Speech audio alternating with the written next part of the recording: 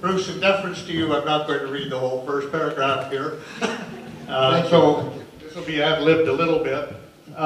District Lot DL 3006, which is better known as the Hidden Grove, is the community, the Sechelt Indian Band, even the Community Forest Advisory Board want it preserved. And what I was going to explain here in some detail is how that all comes about. So I'll just jump to the question instead. Would you, if elected mayor on November 15th, do everything in your power to protect Hidden Grove and advance the community plans for it, including reapproaching the province again and again to obtain proper district control of the lot, and, most importantly, exercise your authority as the spokesperson for the sole shareholder of Skippy by instructing the Skippy board that Hidden Grove is off limits for any logging activity by them or any entity they control or contract as long as Skippy exists? Thank you. Kind of a long question even then. So there's two questions. There's a question about doing everything in your power, and would you take that extra step of actually instructing the Skippy board, which is the Community Forest Board, that it's off limits. So it's on Hidden Grove, and you've decided among yourselves, so we'll start. Okay. All right. I think largely, Bob, we've already done that.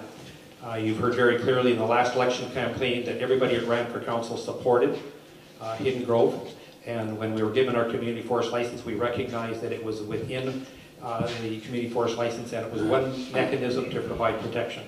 The only question that has to be worked out, I think, in my mind, is what exactly is Hidden Grove when we look at parameters? Is it a mile? Is it 20 square miles? Or what is? So that has to be defined. In principle, I'm in total agreement with you. And as we look at going to the government, yes, we have in the past, and I think I certainly would encourage the new council to continue on that vein. Thank you. I don't think we'll do a supplementary because there's quite a few behind you.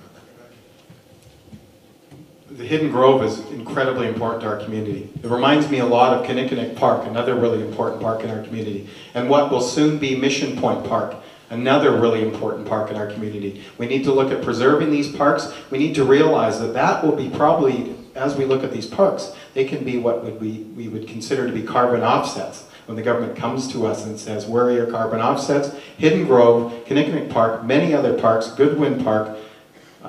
I love parks, what can I say?